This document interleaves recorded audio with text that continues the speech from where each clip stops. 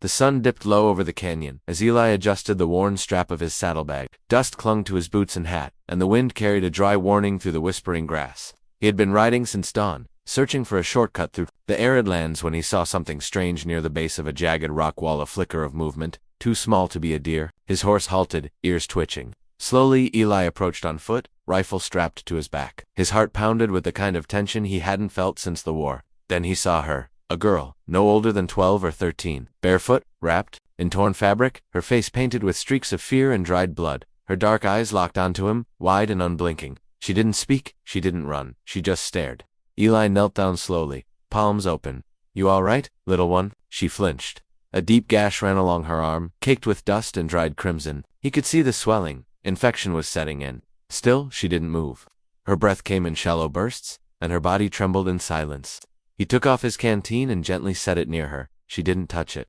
For a long moment, they remained frozen in that strange quiet, until finally she reached out, took the water and drank like someone who hadn't tasted life in days. Eli sat down nearby, never turning his back, but never showing fear.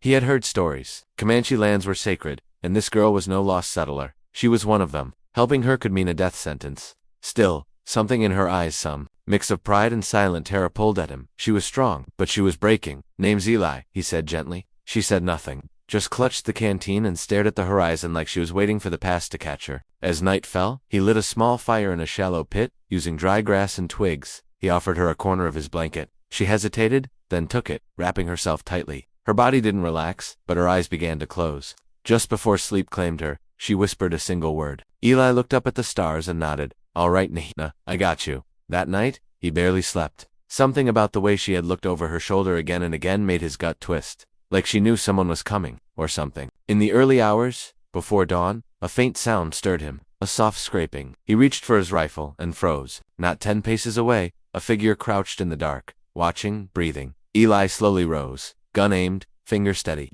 "Step out," he called, voice like gravel. The figure vanished, in a blink. Eli spun, heart pounding, nothing, no sound. Footprints, just empty desert shadows.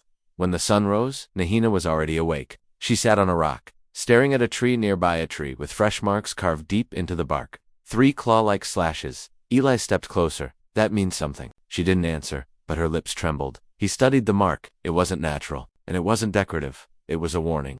He'd seen something like it years ago before a raid on a Texas outpost. Comanche scouts would leave it behind, to let others know who was marked. And now, it was here.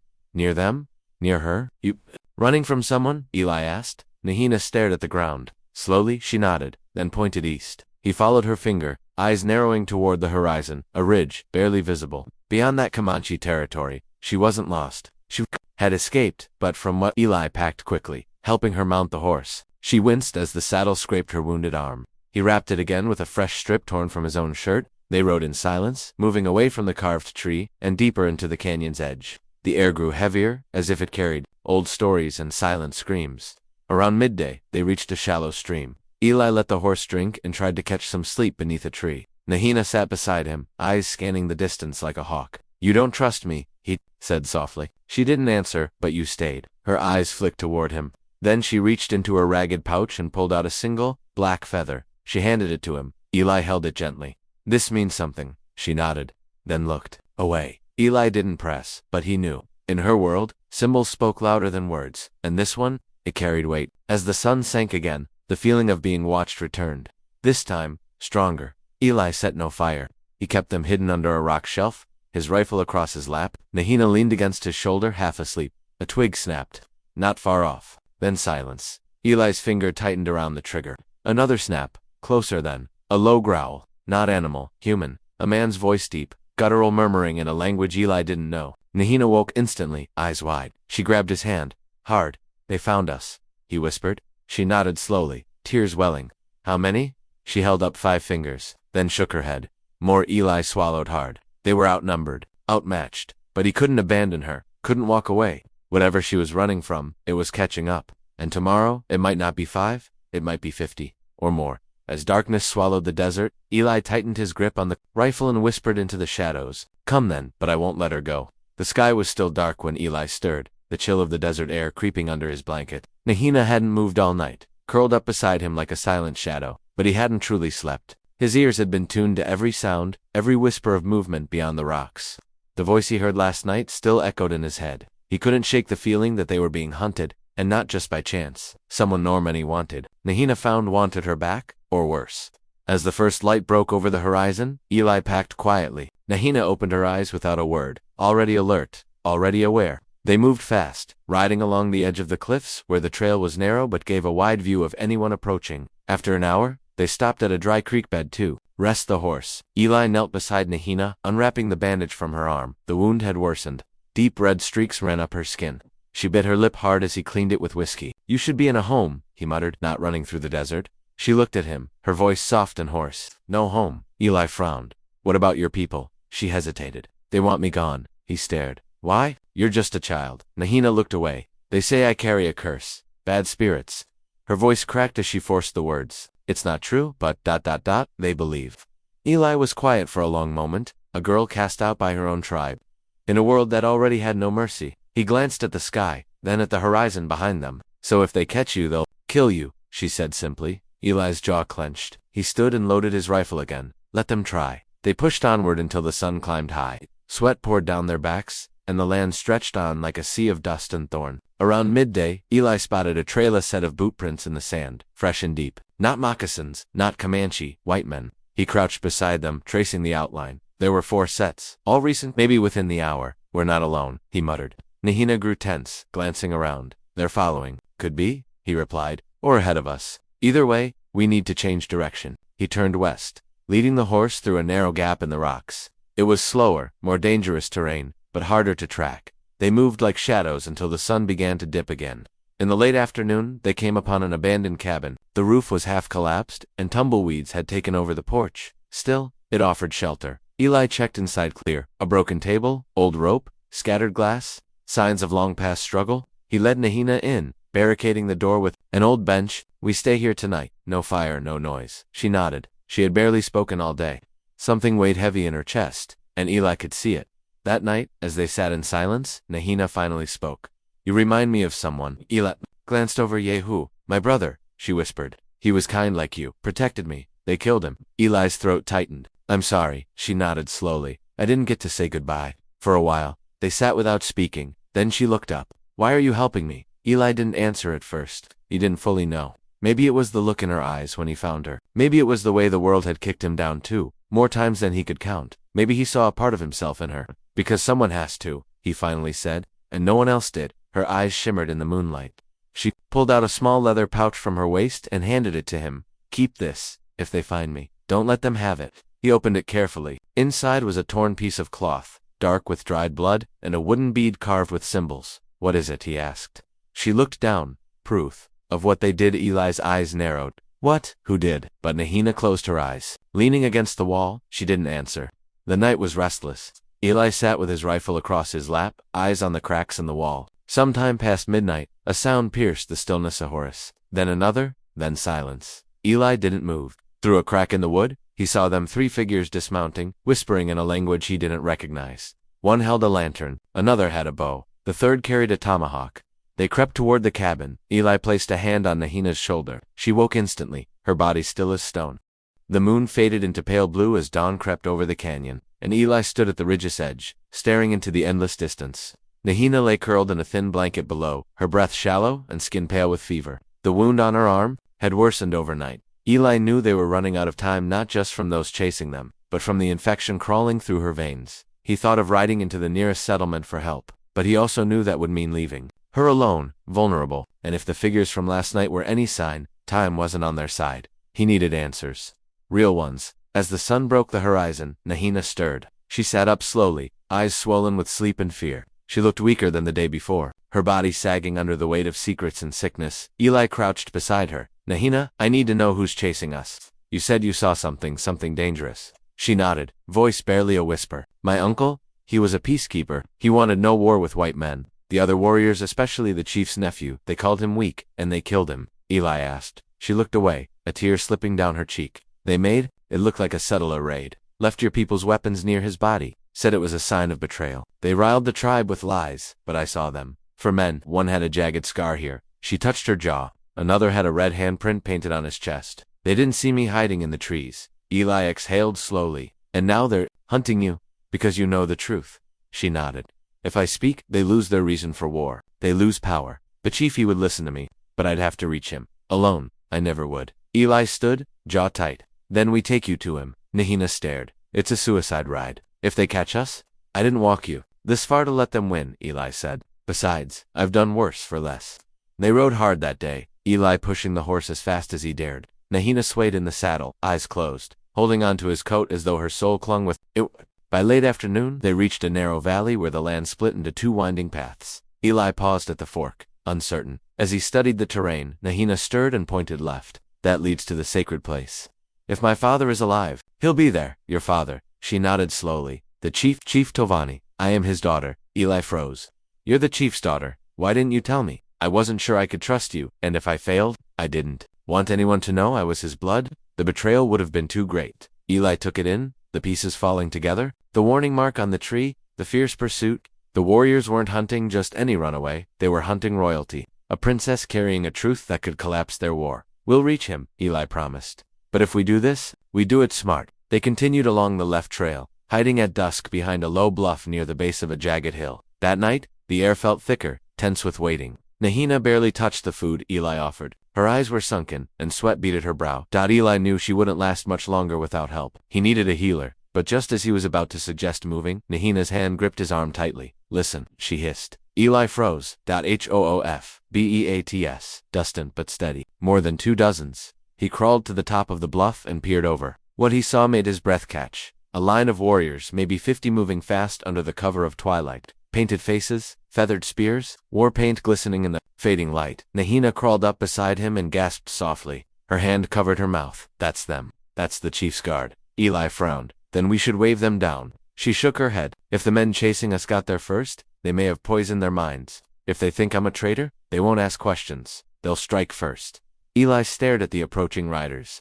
Then we don't let them see us. Not yet. They waited until the last warrior passed, then moved quietly under moonlight, shadowing the group at a distance. But as they crept down a ridge, a sudden cry rang out from behind. Hey! Hooves thundered. Someone had spotted them. Eli pulled Nahina to her feet and ran for the low trees. Arrows whistled through the night. One struck the dirt inches from Eli's foot. Another sliced through his coat. He ducked behind a tree and returned. Fire once. The rider swerved, pulling back. They ran again, this time toward the old stone ruins. Nahina had mentioned Wanza, sacred place where no blood was meant to be spilled. As they reached the edge, Nahina stumbled. Eli caught her, lifting her into his arms. There, she whispered, pointing to a tall stone column. They won't follow us inside. Not there. Eli sprinted, bullets of sweat sliding down his spine, lungs burning. Behind him, the rider slowed, but didn't pursue further. They stopped at the edge of the ruins. Watching silently, Eli laid Nahina down beside the old altar, breath ragged. We made it, he said. She looked at him, eyes glassy. They won't attack here, but they'll wait.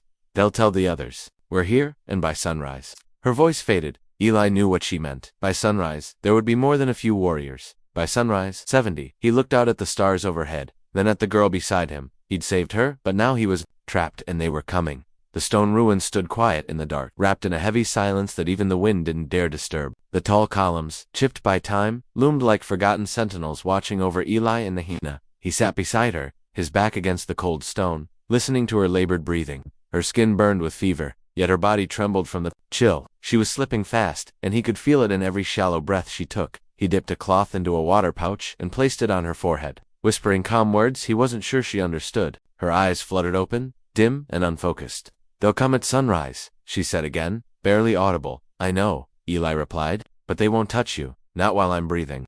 Her hand weakly reached for his. You don't have to stay. Eli gave a quiet, bitter laugh. Too late for that. I never was good at walking away.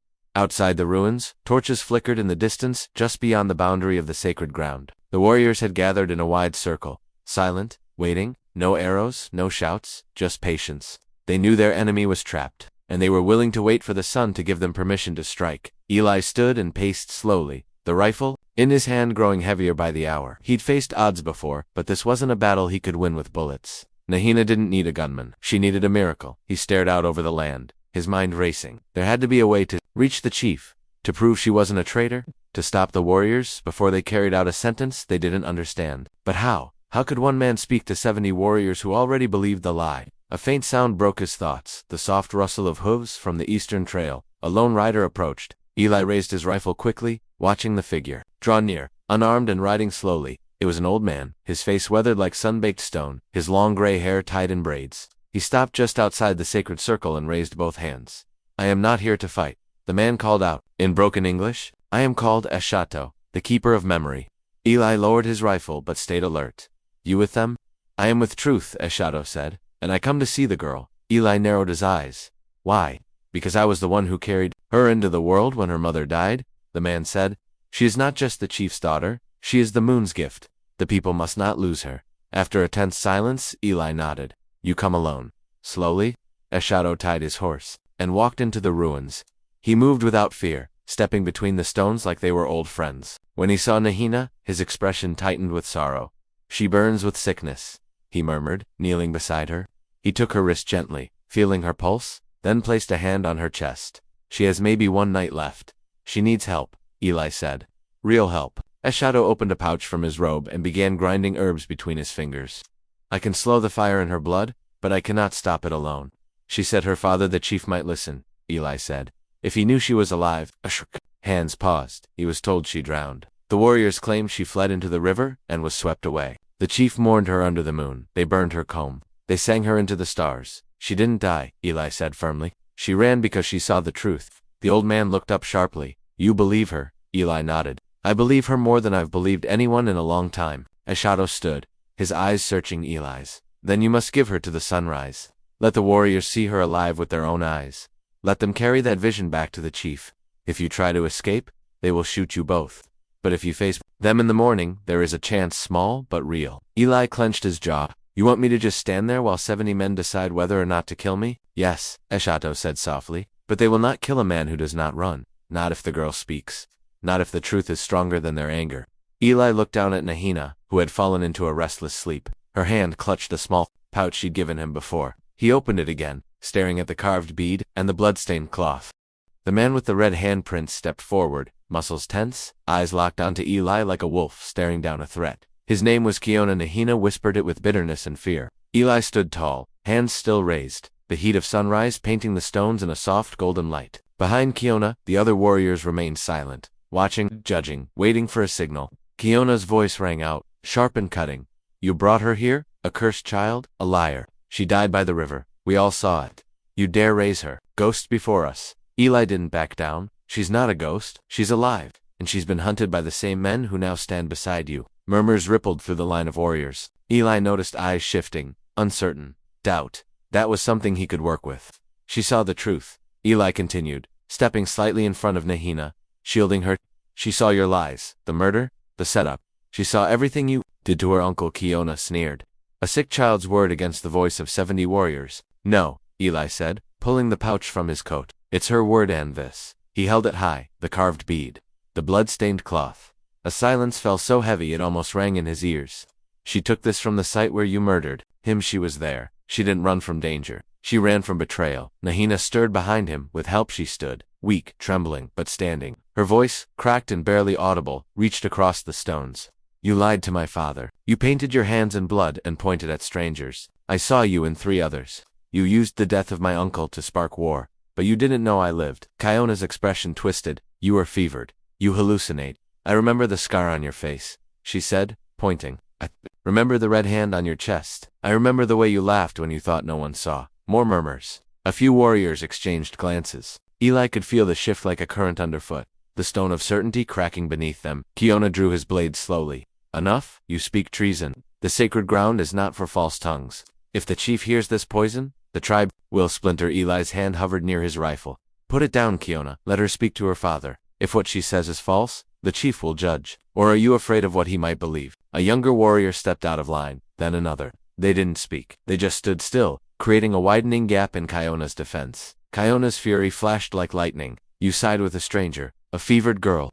Another voice cut through the rising tension. "I side with the truth." The speaker stepped forward, face painted with white streaks of mourning. Eli didn't recognize him, but Nahina's eyes widened. "Wasi," she whispered. "My cousin." Wasi walked with purpose, standing beside Eli and Nahina. "When they said she drowned, I searched the river for days. I never found her, and now she stands here, living, breathing, in pain." If she were cursed, the spirits would have taken her long ago. Kiona gritted his teeth. This is madness. It is. Justice, Wasi said firmly. Let the chief decide. Eli nodded. Take us to him. If Nahina's lying, we'll accept your judgment. But if she speaks the truth, then let those who betrayed your people answer for their crime. Silence fell again. A slow, pulsing silence. Then Kiona shouted, she dies here now. He charged, blade raised. Eli moved first. He dove in front of Nahina, rifle swinging up. But before he could pull the trigger, Wasi tackled Kiona from the side. The two men crashed into the stones, struggling, blades flashing. The warriors erupted in shouts, some rushing forward, others holding them back. Eli kept his body between Nahina and the fight, shielding her as Kiona and Wasi wrestled. Blood spilled, a cut to the arm, a cracked rib. Then Wasi slammed his knee into Kiona's chest and pressed a knife to his throat. Yield, he shouted, or face the truth in front of your chief. Kiona spat blood but did not move. He stared up at the sky, jaw clenched. Eli stepped forward, voice steady. He had the chance to run. He didn't. That's not the choice of a liar. That's the choice of someone who's tired of hiding. Wasi stood, dragging Kiona to his feet. Bind him, we take them both. The chief will decide whose voice carries the spirit of truth. The warriors moved quickly, ropes tied, orders barked. Nahina was lifted gently by two young men, both of whom touched her forehead with reverence. The tension that had gripped the air since dawn slowly loosened. They began the ride before noon, moving in a long formation across the wide plain. Nahina slept in Eli's arms most of the way, her fever slowly receding, her breath growing steadier. By sunset, the great camp came into view. Smoke rose from distant fires, hides flapped in the wind. At the center stood a massive lodge, the seat of the chief. Eli's grip on Nahina tightened slightly. You ready? He whispered. Her eyes opened, gaze clear for the first time in days. Yes. War drums sounded as they approached. The camp stirred with curiosity and disbelief. Dozens gathered, whispering, gasping as they saw the girl once thought dead. Then, from the center of the camp, a tall man stepped forward. His face was stern, but his eyes softened the moment they fell on Nahina. His footsteps slowed, then stopped. Father, she said, her voice breaking. I'm home. Chief Tovani said nothing. He walked forward, trembling slightly, and dropped to his knees before her. He took her hand, pressing it to his forehead. The camp fell silent. Eli stepped back, letting them have their moment, but he knew this wasn't the end, because once the truth came out, real justice would have to follow, and not everyone would accept it quietly. The great fire in the center of the Comanche camp crackled beneath a deep red sky as the tribe gathered in a wide circle. At the heart of it all stood Chief Tovani, his broad shoulders heavy with silence, his face carved with grief and uncertainty. He hadn't taken his eyes off Nahina since she arrived. His daughter thought dead, mourned, buried in song, now stood before him alive, trembling but unbroken. Eli stood nearby, flanked by warriors, who hadn't yet decided whether to protect him or kill him. He kept his rifle slung low and his mouth shut. This wasn't his moment. It was Nahina's. She sat before her father, a blanket over her shoulders, her face pale but calm. Her fever had lessened. Her words were strong again. The entire tribe waited, some skeptical, others wide-eyed with hope.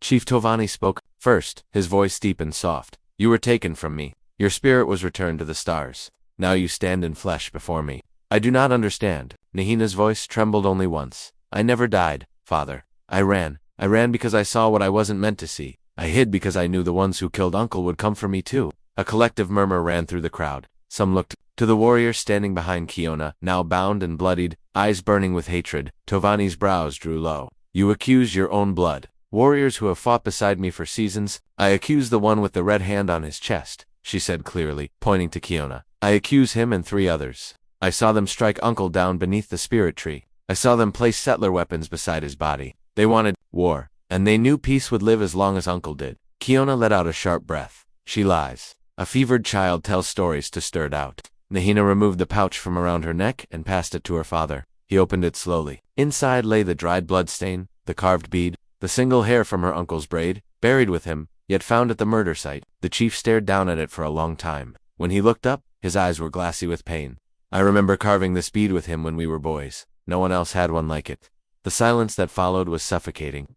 Then Wasi stepped forward. The girl speaks truth. I have known her all my life. Her voice does not tremble in lies. And I saw Kiona strike first when he feared the truth would reach you. Another warrior stepped forward, then another. Both had ridden with Kiona before neither met his eyes. I saw him returning alone the night your brother died, one said. He said nothing, but his hands were red. We thought it was war blood. Kiona struggled against the ropes, face twisted with fury. You would believe the word of a child. And Cowers Tovani turned to him slowly. I would believe the word of the moon's gift. I would believe the silence of those who once stood with you and now cannot even meet your eyes. He stepped closer to Kiona, looking down at him, with a pain so old it cracked in his voice. You were like a son to me, but if you bring war into my home with lies, you are no longer of my blood. He turned to the warriors. Bind the others. Take them beyond the sacred trail. Their banishment begins with the sun. Gasps. A punishment almost worse than death. Exile to be cast out. Name stripped. Soul unrecognized by the tribe. Eli watched it all in silence, heart pounding. Nahina's head lowered, the weight of her truth finally released. As the sun dipped below the hills, a quiet peace settled over the camp. Food was brought, fires were lit, the people gathered not to celebrate, but to reflect. Chief Tovani approached Eli at the edge of the firelight. He stood silently for a moment before speaking. You protected her. You carried her through the desert. You faced warriors who would have torn you apart. I just didn't want her to die alone, Eli said simply. You did more than that. You gave her voice a path to reach me. Tovani held out a folded piece of deerskin cloth. Inside it was a beaded necklace, woven with moonstones and eagle feathers. Smoke rose gently from the fires behind them as Eli, Nahina, and Chief Tovani stood at the edge of the camp, facing the western hills. The evening had settled into a tense silence, broken only by the hooves of approaching horses. Dust curled in the fading light like ghost trails, and with each passing minute, the shape of the riders became clearer. Men in hats, rifles across their backs, eyes sharp and cautious. The chief's warriors stood in a wide semicircle, armed but motionless. Watching, Nahina stood between her father and Eli, her hand resting lightly on the carved bead at her chest. She was no longer trembling, no longer just the lost girl who had escaped the wild. She had become something more, someone who had survived betrayal, stood against fear, and carried truth back through fire. Eli scanned the riders as they neared. 21 men, settlers, ranchers, and lawmen. Some he recognized from towns he'd passed through on his way west. At the head rode a man in a long, tan coat, badge pinned to his chest. Sheriff Dunning, Eli muttered. I knew it. The riders stopped about 20 paces out. The sheriff raised a hand, signaling for quiet. We came to talk, he said. But if it turns out you've been harboring killers or thieves, we won't hesitate to act. Tovani stepped forward, his voice steady and clear. You are guests on our land, and you come armed, without warning. Is this how you show respect? Sheriff Dunning didn't flinch. Respect goes both ways. 2 weeks ago, your warriors raided a supply caravan near Dry Hollow. 3 men dead, one of them my deputy. Whispers ran through the tribe's warriors. Nahina's jaw tightened. That raid, she said loudly, was built on a lie. The sheriff turned his eyes to her, surprised. And who are you? She is my daughter, Tovani said, and the one who speaks with the voice of truth. Nahina stepped forward. I saw who murdered my uncle. It wasn't settlers. It was our own warrior Skiona and his blood brothers. They made it look like your people attacked us, hoping to stir war. They wanted our chief to strike first, but it wasn't your doing. Eli moved beside her. And if you doubt it, Sheriff, I was there when they came for her. I've seen the proof. The tribe exiled those men at dawn. They'll not speak for this land again. Dunning narrowed his eyes. Why would they lie like that? Why risk war? To become heroes, Tovani said. To be the fire that reignited old hatred. With war, they would gain honor, power, control. Peace does not give men like them a future. The sheriff's horse shifted restlessly beneath him. The other men muttered behind him, glancing at one another. One leaned forward. That's true. They're gone. Banished. They are, Wasi said, stepping forward. I carried one of them. Out myself. The girl, she risked her life to save both tribes from a war built on lies. Nahina met their gazes without fear. If you don't believe me, ask your own scouts. There was no caravan near Dry Hollow. That was just the place they left weapons from settlers. Fake proof. You lost your deputy to the same deception we did. The sheriff took a long breath. Eli saw it, then the flicker of doubt, of reluctant belief, sinking into the man's face. Then one of the settlers rode up beside the sheriff. Tommy, he said quietly, I was in that party. Never saw any arrows. Just bullets. Maybe we've been looking at this wrong. Sheriff Dunning dismounted, his boots hitting the dirt with a dull thud. He walked a few paces forward, stopping just before Tovani. If everything she said is true, then I owe you more than just an apology. I owe you peace. The chief nodded solemnly. Peace is not given. It is built. Slowly, brick by brick, voice by voice. Dunning looked at Nahina. You've got courage, girl. I don't know many who'd stand between two angry nations with nothing but a story and a scar. Nahina didn't smile. I didn't do it to be brave. I did it because if we let lies shape the world, it will burn. Eli glanced sideways at her, pride swelling in his chest. The sheriff looked back at his men. We turn around. We go home. And we don't raise our rifles again unless someone gives us truth and reason. One of the men frowned. And the caravan, the 3 dead, we dig again, Dunning said, this time without blood in our eyes. Slowly, the tension bled from the field. Rifles were lowered. Warriors exhaled. The settlers backed their horses up, one by one. No gunfire. No blood. Just quiet understanding. Sheriff Dunning turned once more before mounting. If you ever come down to Dust Ridge, Miss Nahina, you'll have a home there." She nodded. "Thank you." The riders left as the sun dipped behind the hills, their dust trailing like smoke behind a fading fire. That night, the tribe gathered again, not for mourning or vengeance, but for renewal, for hope, for healing. Around the fire, songs were sung. Drums echoed through the canyon. The stars blinked like quiet witnesses. Nahina sat beside her father, his arm around her shoulders, her face calm. Across from her, Eli sat alone for a while, watching. Eventually, she rose and walked over to him. "You'll leave soon," she said gently. He nodded. "I was never meant to stay long. Got too many ghosts that chase me." She looked down, then, "Back up, you'll take them with you, I think. But maybe now they'll be quieter." He smiled softly. "Maybe." She placed the beaded necklace in his hand, the same one her father had given him. "So you don't forget what you helped build." He looked at it, then at her. "I couldn't forget if I tried." She stepped back, letting the moment linger, then returned to her people. Eli stood, the desert wind tugging at his coat. He looked once more at the fire, the tribe, the girl who changed everything, and then turned toward the open plains. The moon followed him, so did the silence. But this time, it wasn't the silence of running or regret. It was the peace earned when truth stands tall and 70 warriors bow to it. Eli rode alone across the open plains, the desert stretching out before him like a quiet promise. The storm had passed. No bullets, no screams, no blood on the sand, just the slow retreat of fear and the soft arrival of something rarer than peace. Understanding. The horse's hooves beat a steady rhythm, matching the new calm in each chest. For the first time in a long while, he wasn't running, not from lawmen, not from guilt, not even from himself. He reached the ridge before sunrise. From there, he could still see the faint flicker of the Comanche campfire far behind him. The people were small figures now, quiet shadows on the land. But the girl he had saved, the girl who saved them all, stood large in his memory. Hina. Her name felt heavier now, like it belonged to something ancient and strong. She wasn't just a lost child anymore. She had faced warriors, unmasked murder, and halted war with nothing but truth. Eli smiled faintly, pulling the beaded necklace from his coat and holding it in the soft light. The moonstones gleamed against his weather-worn fingers. He tucked it away again, close to his heart. Down in the valley, he spotted a rider approaching fast, dust trailing behind like a ribbon in the wind. Eli slowed his horse.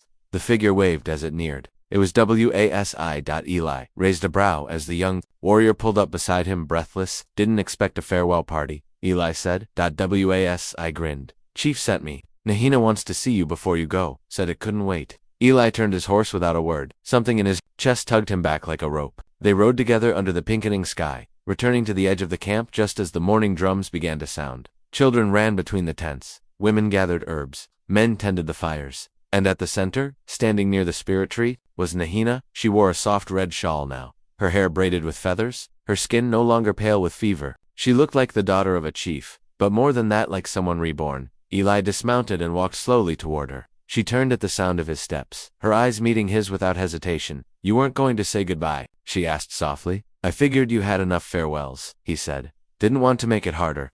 She stepped closer, searching his face.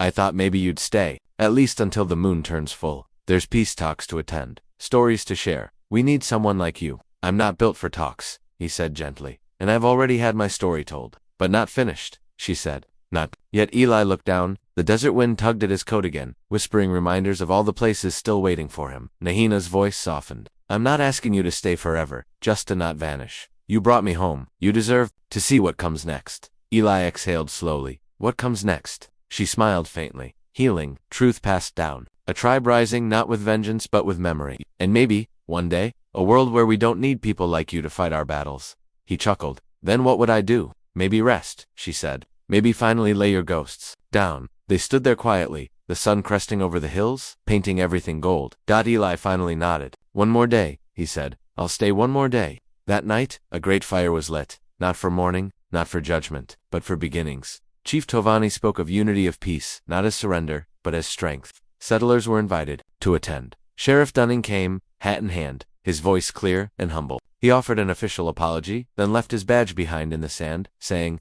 "This belongs where justice lives, not where fear rules." The tribe listened. They didn't cheer. They didn't jeer. They just nodded because words were easy, but listening was rare, and rare things were sacred now. Nahina stood to speak last. She spoke not of war, or lies, or the men who hunted her. She spoke of truth.